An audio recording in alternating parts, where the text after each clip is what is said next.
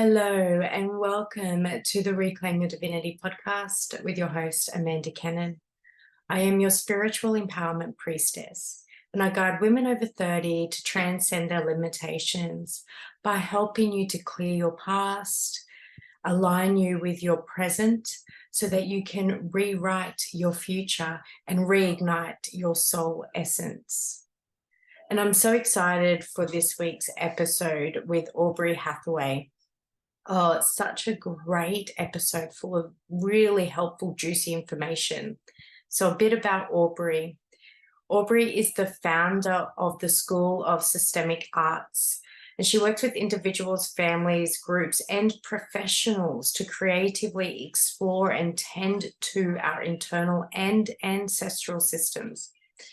Aubri has over 20 years of experience working and teaching in biopsycho, spiritual health, and creative spaces. She's passionate about supporting people with experiencing radical and embodied wholeness. How cool is that? So Aubri is an international mentor, facilitator, and professional educator. She has a 20-year background in mental health and clinical education. She provides one-on-one and group services to individuals and therapeutic professionals, focusing on radical wholeness and ancestral medicine, helping us to uncover the unconscious baggage we're carrying from our family, ancestry, and inner world, and radically improve our relationship with ourselves, others, and life. So this episode, we talk a lot about family constellations, so working to clear our ancestral past. And this is a really important aspect of our being, of our experience in this life today, because until those karmic cycles and lineages are clear, we are carrying that and holding on to that in our being. So we talk a lot about how to work with that, how to clear that, how Aubri does that. We talk a lot about our trauma manifesting in physical illness. And, you know, Aubri shares her own personal experience with this and how she has herself healed so much within her physical being.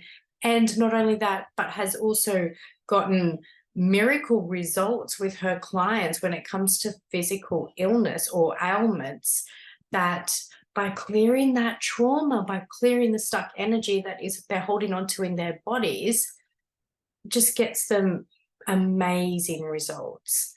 And so we talk a lot about our trauma, how it manifests, how to clear it, different types of therapies, different art therapies, movements. Like I said, the ancestral line.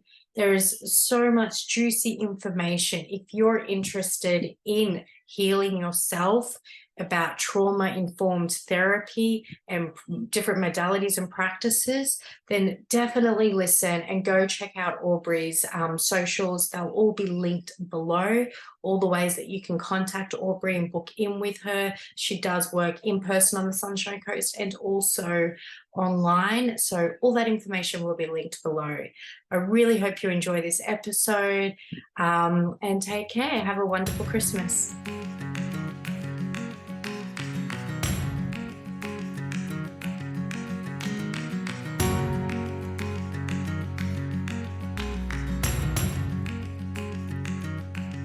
Hi, Aubri. Thank you so much for being here today. I'm so excited to have you on the Reclaim Your Divinity podcast. Hey, Amanda. Thanks for having me. Yeah, my absolute pleasure. So, Aubri, I love what you do in the way that you incorporate so many different aspects into your teachings. And you say that you teach radical wholeness and embodied spirituality. Now, that is some pretty powerful words right there. Can you please tell us a bit about your journey and how you got to teaching radical wholeness and embodied spirituality? Yeah.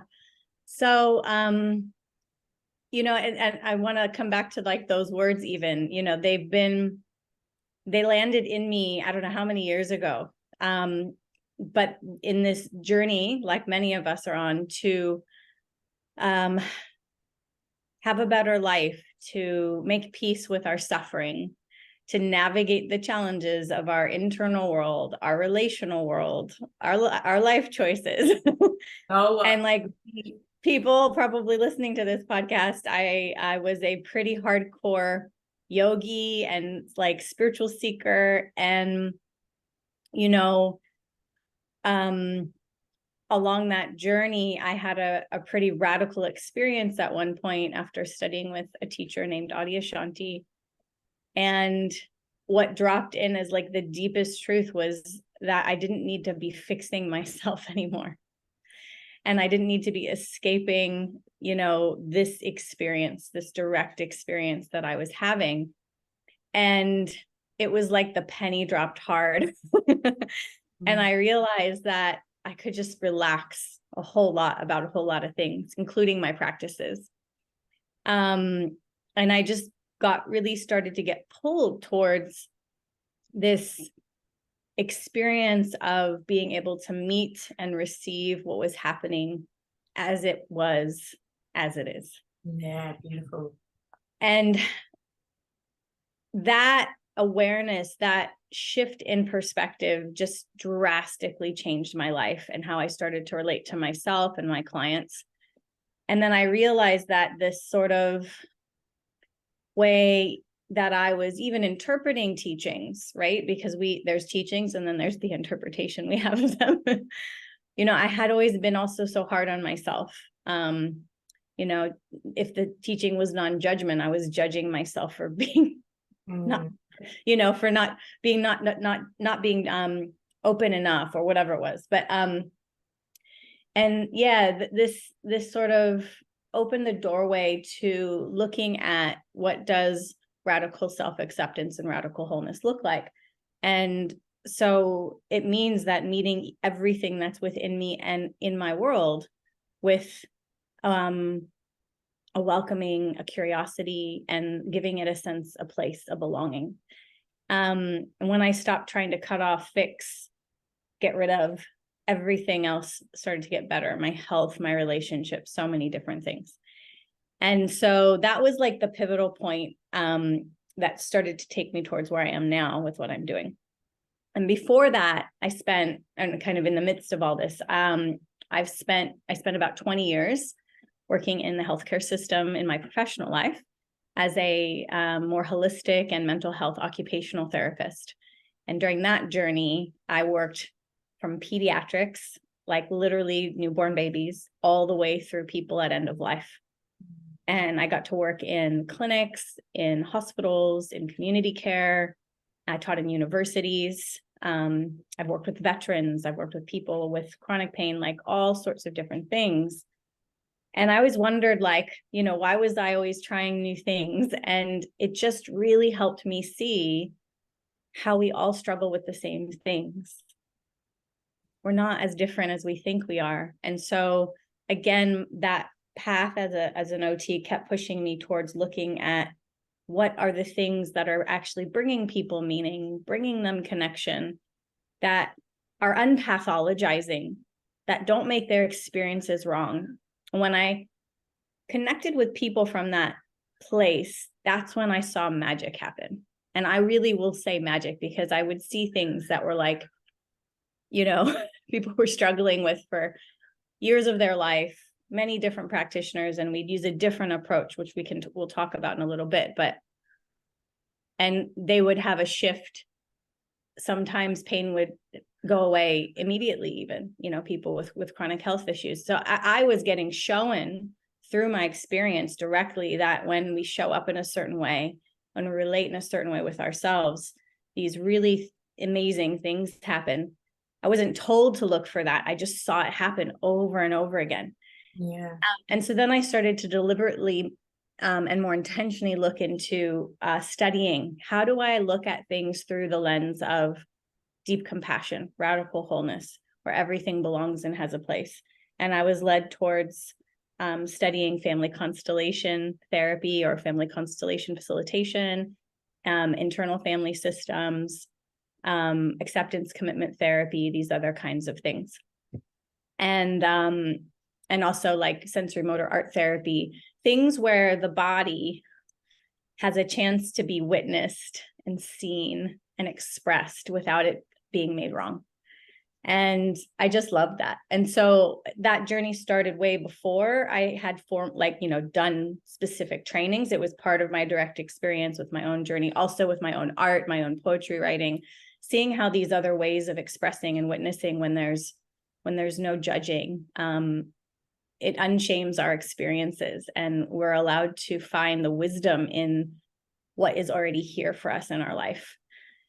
And that's kind of what brought me to this. And then, I've always been a teacher. I have a strong teacher archetype since I was probably even 9. I remember tutoring kids in school, and then in high school. And then when I was at uni, I was a tutor. And then when I was a professional, I was a tutor, and I lectured at uni. And I've always had people ask me to teach, even in jobs that I've had. When I worked in organizational healthcare, I was like the head of learning and development. It was just always there. And so, I went into private practice full time, doing all this stuff that I love, and kind of left that behind. And then I had a lot of my clients asking me, when are you going to teach this? When are you going to teach? When are you going to? So after a few years and a bit of my own mentorship, I finally started offering more formal mentorship and trainings around this evolving way of relating to our experience and tending to our internal and our ancestral world as well. Yeah. Beautiful. Thank you so much for sharing. There's just obviously a wealth of experience, knowledge, and wisdom that you have acquired over the years to share with the people who you connect with. It's amazing. I loved how you touched on, when we do go on the spiritual path, we often can feel like there's this, well, I should be doing that because I'm spiritual. I should be collecting crystals and holding on to crystals, and I should be doing yoga, and I should be doing this, and I should be doing that, and believing this and whatever, when really, no, like, it's to come back here, and like, what's in here. Just because you're spiritual doesn't mean you have to do everything that every spiritual person's doing. So I love that was the sort of the pivotal point to leading you on your path. I think that when you name that too, it's like, I've learned too from this path and from working with so many people who are on that path too. I can only speak to my path. I can't speak to anyone else's. And the teachers that I've been drawn to, they don't sort of go, this is what you do. They go, try it out. You tell me. Yeah. See what happens. Maybe you find something else, and to have your experience be the guide, not necessarily just, and look, deliberate practices are helpful. It's helpful to learn certain foundations and meditation and different things like that, but also to go, oh, when I do this, what do I notice happens for myself? Yeah. and to really, and to include yourself, to include how you experience things, to guide you. Yeah. Was my experience good in this, or was it, not so good? Why? And is it right for me? Yeah. Amazing. And you were talking about, you really started to explore and identify that when people showed up for themselves or showed up to your OT at the time in a certain way, well, then the magic started to happen. Can you talk a little bit about the way to show up? Yeah. So the first kind of memory that pops into my head was probably about, I'm going to say it was like 16 years ago. I was on my own path. I had started doing mindfulness practices, yoga, starting to slow down and be more present with life. And through one of my groups, I was introduced to nonviolent communication with Marshall Rosenberg. And so I was practicing that, going to practice groups with that, learning about how to understand core feelings, core needs, and then what moves us naturally towards that. What happens when we can sit and really be present and not just follow protocol, but really be present and listen to what's here in the body. And I was at this woman's house who I had just started seeing for pain management and had some chronic health issues. And I brought my table to her house. I was ready to do some manual therapies and work on some exercises. But because it was the first session, I was also doing a bit more of an interview. And her partner was there. So I invited that person in and we were talking, and I just presenced myself with what was really alive for them, and helped to find words to name the feelings that were happening that hadn't been acknowledged, the needs that wanted to be met that were not about clinical stuff or pathologizing. And there was just a massive relief, a massive shift in the body, in just the breath, everything, you know, the physical presentation. And this person was so grateful for that experience. We did a few other things, and I got a message, I think it was like a week later, saying that their symptoms had shifted so drastically just from having that experience of being witnessed, that they now were planning a holiday that they hadn't done in, like, I don't know, 7 years. And they would let me know when they got back, but she was okay. And it was Wow. Wow. and I went, what's this all about? You know? And so that was like a doorway into something about witnessing, something about listening to people and unshaming and getting curious and not just trying to like fix something. Often the body and the soul will reveal something anyways, that there's a wisdom there, that's something that needs to become aware of, or something that needs to be unburdened through really deep witnessing. And so that was one of the first times I experienced that. Yeah. Amazing. It's so powerful. And I love how you continue to refer to the body, because, you know, when we move through life, we can just be constantly thinking about, okay, well, what's wrong? Why isn't this happening? You know, what emotional blocks do I have? What, you know, what of my past is holding me back? When there is so much information held in our body, in the way that our body communicates with us, and the way that when we begin to work with the body and make the body feel safe, seen, and held, that that the body can release and shift and amazing things happen. So can you talk a little bit more about how you work with the body? Yeah. So, you know, this is also, again, my direct experience. I've had chronic pain and all sorts of mystery health things since I was probably in high school. And so on the background of being drawn to things because of seeing it work with, you know, people that I was seeing, whether it was whatever the title was that I was holding. I've had many different titles, like OT or health coach or educator or whatever, yoga teacher. These are the things I was practicing for myself, right? And so there was a point in my life where I probably had 10 different diagnoses, none of which I have anymore. Wow. And through lists, I had to, like, this has been part of my, maybe we can call it fate or karma or whatever, but I've had to include my body. And so what I have learned is, in addition to this beautiful work of family constellations, where we look at ancestral burdens, and parts work that I've studied from many different lenses of looking at the different voices in our head, it all communicates to us through our body. And so when someone comes to see me, we start there. And we start with really acknowledging and giving appreciation to this body, which I love how Clarissa Pinkolas Estes says, it's a consort. Our body is our consort on this journey of life. It's our partner. And so how do we walk with this partner that holds our scars and our pain and also our wisdom and our joy, and like walk that together? And so in our sessions, I've really learned how to and keep coming back to the body, to including it in different ways, whether it's through asking it directly, like talking to the body, or creating a space where there's invitation for movement. There's invitation for sound. There's invitation for lying on the floor, sitting in a, you know, so there's all of this checking in with capacity as well.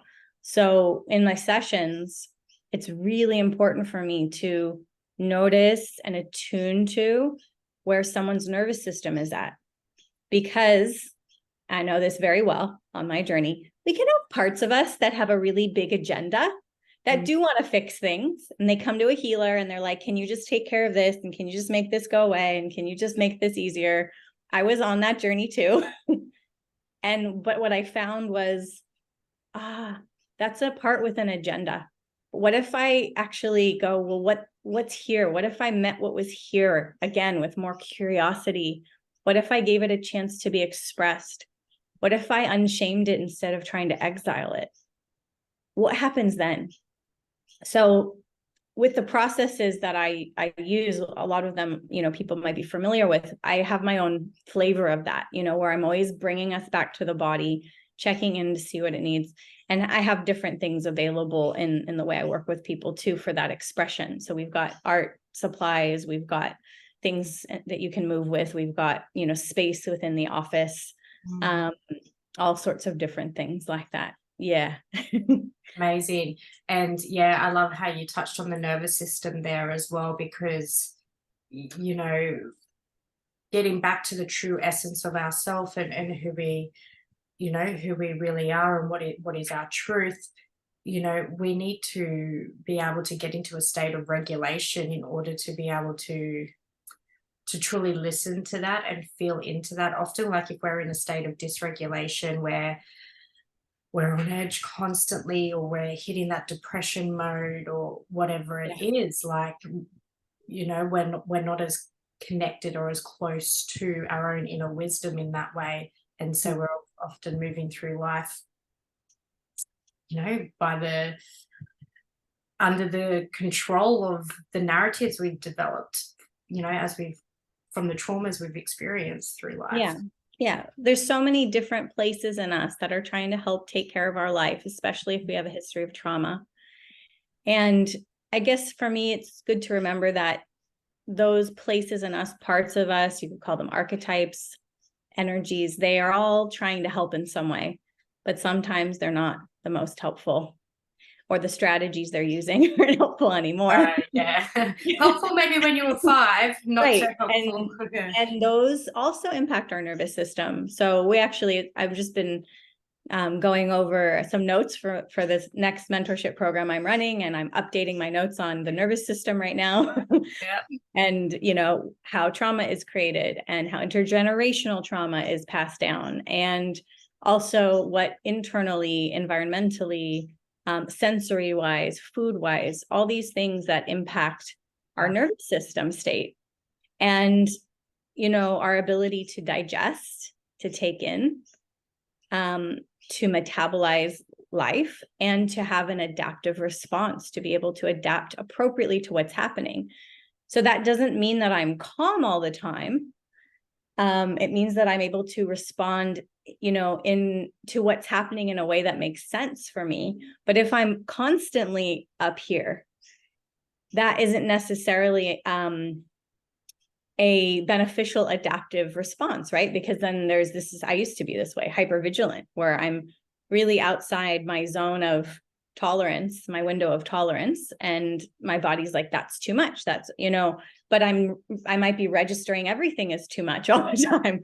Or a part of me might have a story that everything's too much because it's afraid that the next shoe is going to drop, even though my life is different now. And this is where I do a lot of internal parts constellation work, where we look at these aspects of ourselves and help them kind of take their place now in a different way, use their energy in a different way, so that, we don't have to be operating in a place of hypervigilance. But again, from unshaming, from, checking in with these energies in us, thanking them, finding out what they need, finding out, if they even know what's happening nowadays. Or do they still think that we're 5 years old? Yeah. And sometimes they do, and that's been one of the things that's been so beautiful for me. And one of the things I'd love to encourage anyone who's listening to this to do is, yes, doing healing work is beautiful. Seeing practitioners is beautiful. I love the work I do and that I get to share with others. But sometimes something so simple can be life-changing.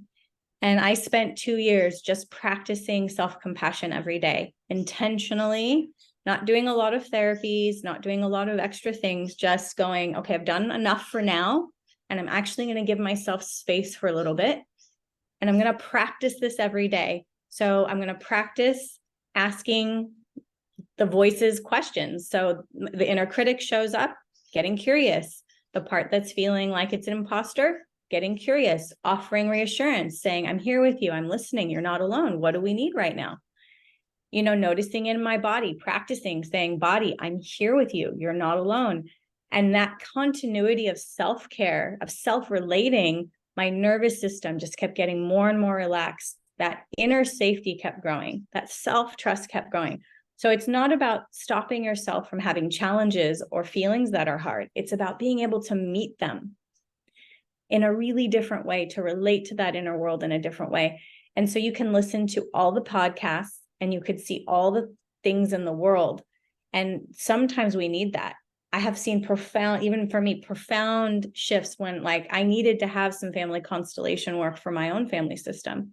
And I needed to practice the self-compassion every day. And it's now that's like a more automatic thing I have available to me because it was something that I did like a meditation, right? Yeah. And so again, we don't need to give ourselves so many different things to do. We can simplify, we can make it simple. And then that I'll cycle that back to the body. So when I work with people, I'm always checking, does this feel right for your body? Does this feel true? Is it too much or is it just enough? Is it just the right amount to offer you growth? And so some people are like, give me 10 books to read. And that's not too much for them. And for other people, it's that one practice every day. And that it could be just as life-changing, you know? Yeah. It's amazing. Like, yeah, it's such an individual path. And like you mentioned earlier, it's the capacity. Where Yes. is that person's capacity in their journey? And I love how you talked about, you know, obviously practicing self-compassion daily, constantly, all throughout the day. Like when we become aware of our thoughts and are aware of the inner critic that shows up constantly all the time, like just becoming aware and remembering to talk to it and get curious. You know, such powerful work. And like you can go and see the therapist, you know, often it's so beneficial to do that because, you know, especially sometimes when it's a deeper wound or something, we might be blindsided by it. We may need help with the question asking to Yes, totally. find out what's happening. But like that, we also need to continue to do the work every day outside of the therapy sessions. Yeah. So it's like, okay, if I see you, even if I see you once a week, you know, you're with yourself 365 days a year. Yeah, exactly. Right? And all the different voices that show up. Mm, And then all the different people that those parts relate to in different ways. And so a daily practice is also really important. yeah. And then finding ways, but again, like not being so serious about it. Like really, it's like, it doesn't have to be so serious all the time. When we're doing trauma work, you know, we've mentioned that word a couple of times. It's also really important to create space for things like play, for things like joy, for things like natural creativity. It's the opposite of survival. Yeah. I lost my father and about 20 other things all at once at the same time. You know how life does that. It just goes, let's just do it all, you know? And I was, you know, kind of in the void, not knowing what was coming next. And with my career, with lots of things, I loved watching cat videos and I loved painting. I couldn't do yoga practices at that time. My body said no. But what it said yes to was watercolor painting and fluid movement, even finger painting I was doing. And this way to move that brought me a sense of connection to myself and also joy to things, you know, watching babies laugh. Like you can have both, you know, it's really important for us to realize that to have this both and perspective on our healing journey is really supportive. And again, because we can have a part that has an agenda that says, oh, I need to get it all healed. You know, I need to get it all done. And I think there's a real big confusion again, I'll speak for myself. Healing for me is not about ending anything, never experiencing anything again, fixing. It's, for me, it's really about feeling whole. And some of the most daunting moments in my life, when I've been dealing with deep grief and loss, or even pain, or last year I had to have surgery for cancer. In those moments of emptiness, meeting myself and finding this place where I could hold all that I was going through with love and no rejection were the moments that I felt the most whole. Yeah. And I felt the most held by life. And they dropped me into a deeper trust in my body and my being. And then they showed me and reminded me that I can even do that on, in an everyday way, not just in these heavy moments. And so that's, to me, what healing is.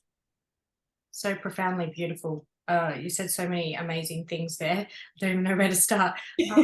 But do you mind, you mentioned that you have had quite a few health issues, Yeah. Throughout your life.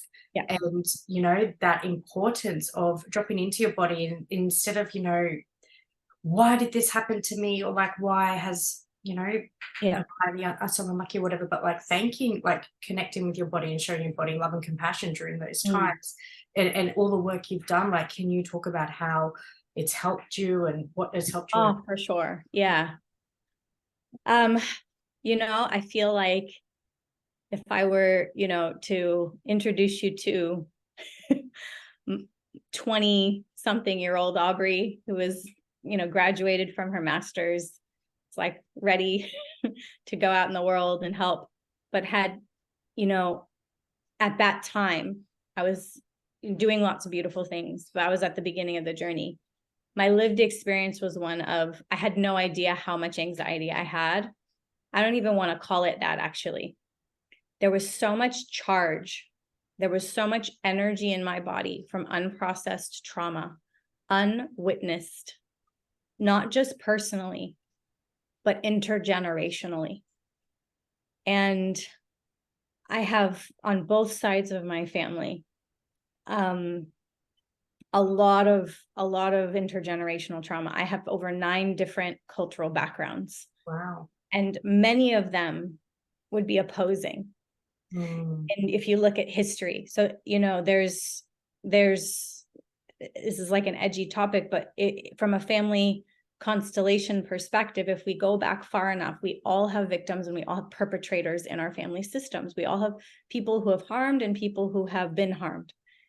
And the way intergenerational trauma works is when that hasn't been processed, it creates an imprint. So current research shows that we have up to 7 generations. I think it'll probably show more down the line. But, when I'm in relating with you, I'm not just relating with you, I'm relating with you and all of those people behind you and all of their beautiful gifts, but also the stuff that got imprinted that, maybe hadn't been witnessed yet. So doing this work saved my life. Yeah, Like wow. it really did. I and that's why I was called to share and to teach. Like, I have so much more self-trust. My nervous system is radically different. My sense of appreciation for my family and my ancestors, even though there were lots of very challenging and disruptive things in my lived experience and in my ancestors' experience, so different now. I feel resourced. And one of the biggest things that I see happen, not just for me, but for my clients too, is like when you do this work, it opens up like this massive portal to your creativity. Yeah. So when you're able to discharge that stuff in your body, when you're able to unshame and trust and feel like you can be yourself, and you're not bracing for the next thing to happen, you have more space and your energy gets to be used for something else that feels more authentic. I've even had people get pregnant, like, well, I've been working with them and they, oh no, I didn't think this was going to happen. And they're very happy about it. but that literally creative life force. And it's amazing. I've had other people start making art. Other people get so clear about their business. And then sometimes it's just something really simple like that. I can sing when no one's around. Yeah. I can express in the way that feels right for me. So for me, I have like a lot of the health stuff. I don't really want to talk about the private aspects of my health stuff too much, but so 10 diagnoses gone. Some symptoms, I still have a little bit of some pain in my body, but I can manage that. And I know it's connected to my nervous system. So when I'm taking care of that, that's not an issue. And also just this ability to go, my needs matter. Yeah. I can listen to my body. I can take my place as myself. And this is a whole other thing we look at with family constellations. There's so many things. This is also part of my work. So you said, how does this work change me? There was a pattern of overgiving because I had to take care of my mom. There was guilt around doing better than my family. There's so many loyalties and things that we unconsciously keep carrying through our relationships, our business, the way we show up in our friendships, everything. And after I started to face those and what we would call untangle them in this work, just layers and layers of freedom you have more access to, to live a life that feels like it makes sense, and to unburden the things that they're not your right to hold anymore in terms of ancestry, and to unburden the things that, you're ready, your body knows it's okay to let them down now. Yeah. Again, when we include the body the whole way, when we don't do it through force, then we're more likely to keep this state sustained. Yeah. Because we've had permission from the body the whole way through to go, are you ready to let this go? No, I'm not. Okay. Tell me more. What's it like to hold on to it? Yeah. What's it like? What are you afraid would happen if you let this burden go? And you don't try to force an outcome. And that takes a lot of patience, right? Because then it's not about time. It's about what's right for you, what's right for your system. So my system is, and even this, like recently, I haven't been able to have any sessions with any other practitioners who do similar work in a while. A lot of the workshops I was running last year and training were always on at like the same time as other people's. You know how that is. You're like, oh, I want to go to your thing, but I got a thing on. And I finally, the last few months, was able to have, I had some one-on-one sessions, and then I've attended 2 group processes, constellations, specifically family constellations. And I wasn't even an issue holder. I was just a representative, part of this space that part of participating. And within like 48 hours, just again, another shift in my nervous system, like, oh, and I came out going, oh, this is so good. I love this stuff. Oh, amazing. Yeah, like, thank you so much for sharing. And I just really love how you also linked the pain in your body with your nervous system. I mean, that is like, for people listening, that could be life-changing to understand. Is your nervous system constantly up here? Are you always at your most capacity, stressed out? And do you have chronic pain? Yes, absolutely. That's been my journey. And I will share this. So chronic pain, but I've also had like things like IBS, gut stuff. And I did all the things. I did all even, the GAPS diets, I did all the things. So for me, again, I'll speak for myself, tending to my nervous system, tending to my capacity, meeting myself with compassion. And if I have a flare, I'm listening, I'm here with you, telling the pain, you're not alone. What do you need right now? What do you need to be reassured of? What do you need support with? And just the massive, massive change in my digestion, the massive change in the pain in my body. Like that, again, that's been my journey. And so, and there's many ways to look at tending to that.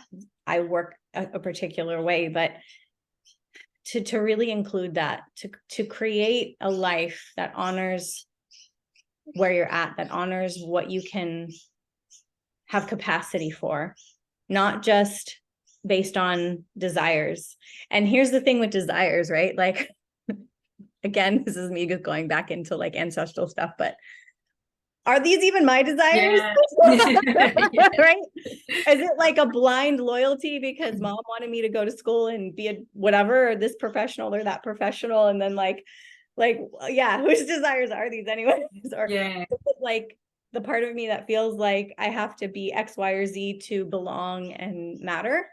And, you know, so many helping professionals that I work with, including myself, have had the journey of learning to not be a people pleaser, to include our needs, our nervous system, and then go, is this even a job I really want to do? If this is about more than like, you know, helping someone feel better, what if they don't have to feel better? I mean, and this is, people are going to be like, what do you mean? I've seen some of the most beautiful magic happen when I wasn't trying to help someone feel better. I was just letting them be how they were. You know, fall apart in my office. It's fine. I'm not going to try to push you out of it. I've had people hug me after sessions going, oh my God, I can't believe you let me show that part of me today. I'm so glad that we were able to do that though. Yeah. We Amazing. didn't reject it. We didn't kick it out, you know? And yeah, anyways. That's awesome, because I'm sure it's not just blubbering messes. There's probably anger and rage and stuff. Oh, there's, you know, all sorts Yeah. of stuff. And Yeah. so who is creating? So the more we listen to our bodies and include that, we can really become aware of like, where are we making our decisions from? Where are we honoring what's outside of, you know, our nervous system capacity? And sometimes there needs to be grief with that, right? So we go, oh, okay, so if I say no to these things, maybe I'm going to grieve that I had wanted to do those things. But then, isn't it so nice when I'm not in hypervigilance? Exactly. And so as a highly sensitive person, I'm very sensitive to sound and a few other things. And I can't go to festivals. I can't do certain things. I have special earplugs I wear to help me process and filter sound when I'm in group environments, and accepting that instead of trying to force myself to do what everyone else does because some part of me said that's what fun is. My direct experience was not fun. Yes. So then, I have a need for fun. I have a need for shared connection. What does that look like for me?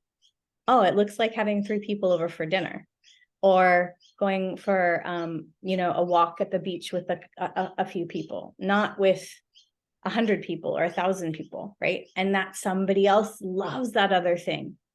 So again, we honor that body. We look at what those needs are, which brings us all the way back to where we started, which is like, when I'm witnessing and listening to the needs that I have, what can I create then? What happens then? Yeah. Yeah. Amazing. Again, so many things said there that I could dive into, but the thing that's just on repeat in my mind is, can you please maybe just elaborate on family constellations and the ancestral, because, people might be sitting here wondering, okay, well, how can I go and explore my ancestral past if I don't know anything about it? Yeah. Beautiful. Yeah. So there's a lot of amazing different ancestral and ritual work out in the world. There's a lot of different researchers. There's people on the more ritual side. There's people on the more research side. Yeah. Researching epigenetics. Yeah. And so in the kind of, I'm going to say in the middle-ish, is the gentleman who created family constellations. His name is Bert Hellinger. He was a psychotherapist.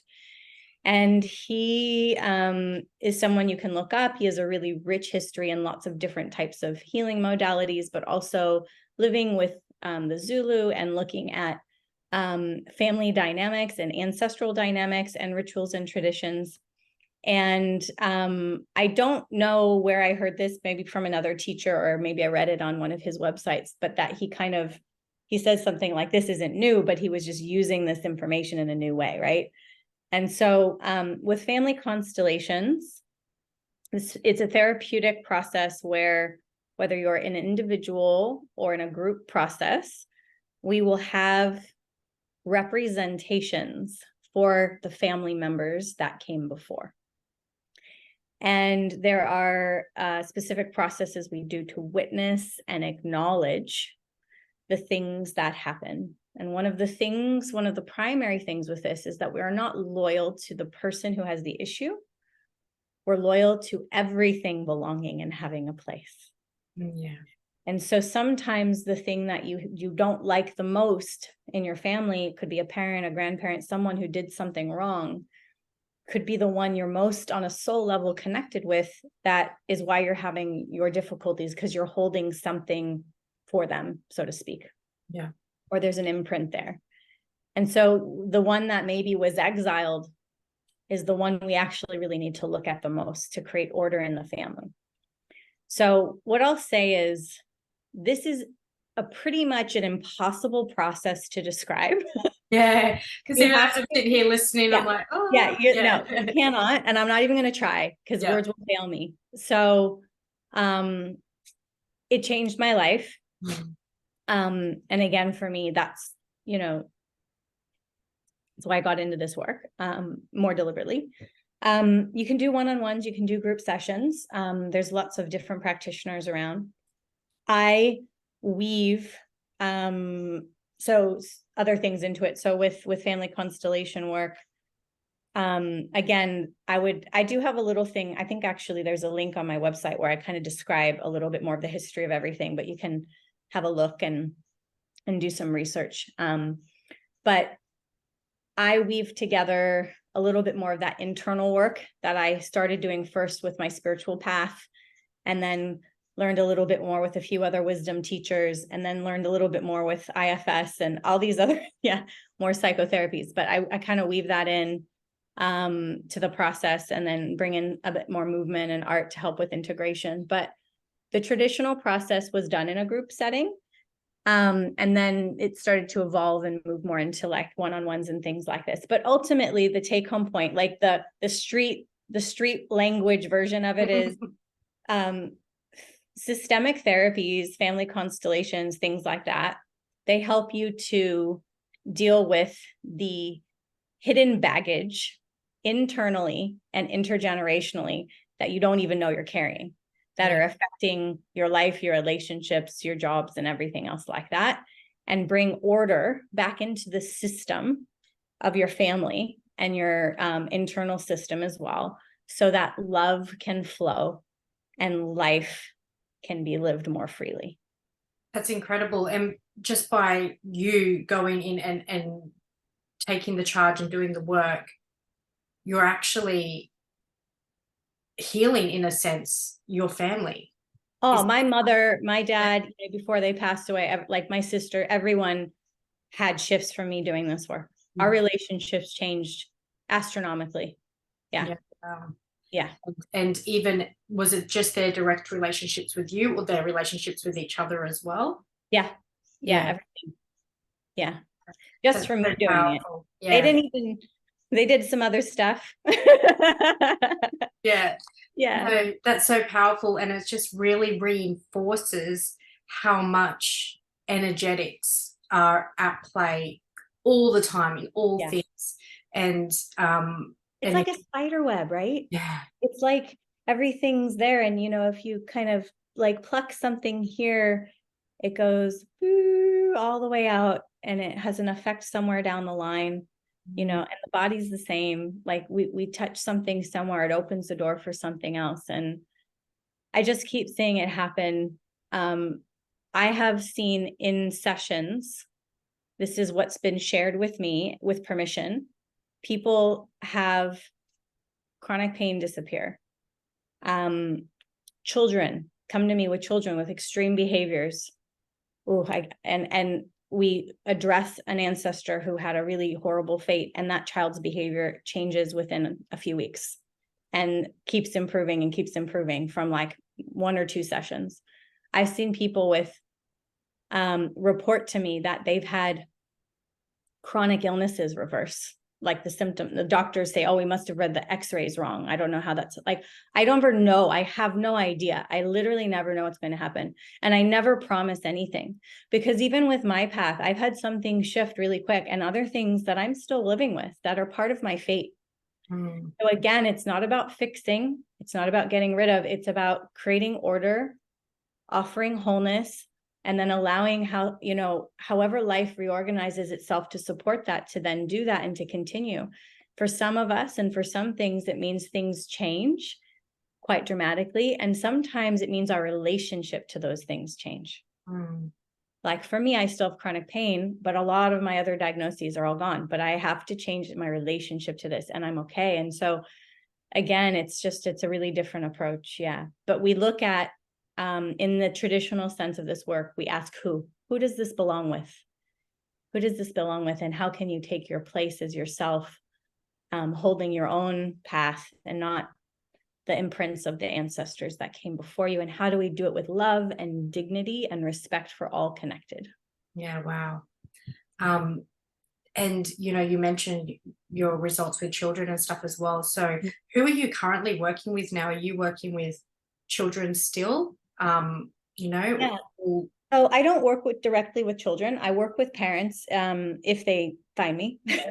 So I'll be really honest. I don't advertise that I work with like a particular type of person. I think that the kind of person that finds me is usually someone who's in a transition. A lot of the people I see, they've tried everything and they're just like, they're really ready and they're really open to doing the work. They're open to looking a little bit deeper. I tend to attract a lot of people who are in wellness. So like 90% of my clients seem to be other practitioners or teachers, actually, which probably because that's been my journey. So I kind of get what it's like to hold those roles. But really, I'm just here to help anyone who's wanting to look at those patterns in their life, whether they're internal patterns or, you know, with the voices in their head and the way they relate to themselves, or their relationship patterns with their family, their children, their boss, you know, their organization. So I have clients that run huge organizations and have a lot of people under them. And then I have clients who are, you know, moms. I have a lot of moms I work with, actually, probably because a lot of women tend to do this work more, but, you know, who maybe have part-time work. It's all range of stuff, but they come because they're like, you know, something about this feels right. Like there's something missing, right? Or there's something, I'm going through this transition. It's really it's really a lot, where it's really, and can you help me walk through these muddy waters and find the way through? And then hopefully you come out knowing how to do that more. So yeah, so many people will then say, yeah, so yes, the issue itself, that entanglement might shift with the ancestors, but again, we also work on the relating to the self and to the other. And so then I have lots of reports of like, oh my gosh, my relationship with my daughter is so different. And then now when we have a challenge, this is how we relate to it so much better. Or this is how I have been with my employees and this changed and now this is so much better. Or I have so much more self-trust with this thing. And so it's all those little everyday things that we do that add up to our life. It's all of these little interactions of how we feel and how we relate to ourselves, how we're experiencing our life. That's our life, not just how many clients we see or how much money we make. It's those relational experiences that all add up. And then you go, oh, all of that's so much better. And then that's where so much more of the meaning and connection comes from. Yeah, amazing. And so, Aubri, how can people work with you? How do you work with individuals? And then also you've got the practitioner training as well. Practitioner training, yeah.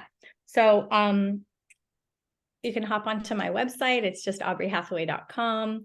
And people can find me that way if they want to do one-on-one work.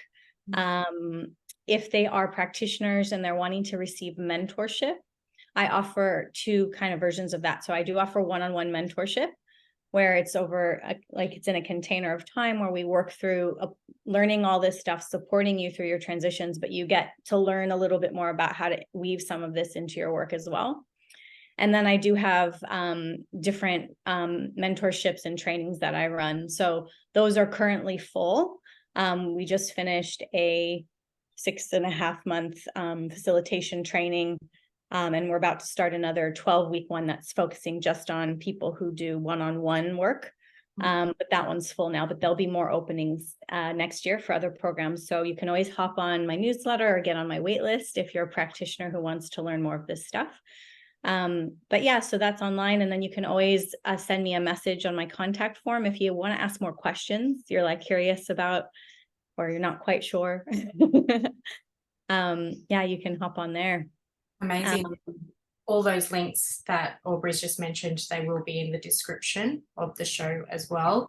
But how beautiful, like you can go and see you for one-on-one, or if you are a practitioner, go and, you know, help move through your own blind spots and receive the training and how you can weave that into, you know, take away those certain principles or methods, processes to weave into your own practice as well. That's amazing. Yeah. Well, thank you so much for your time and all of your wisdom that you've shared today, touching on some really, really important subjects, in my opinion, just about, yeah, working with the body, releasing the trauma. The nervous system is a guide, really, to let us know where we're at. Yeah, so thank you so much for being with us today, Aubri. It's been an absolute pleasure having you. Thanks, Amanda. And thanks for, interviewing me and all the other people who are here so you can bring more goodness into the world. Yes, absolutely. So yeah, once again, if you want to work with Aubri or reach out or just check out her website if you're curious, all the links will be in the description. Yeah, great. Thanks. Thank you.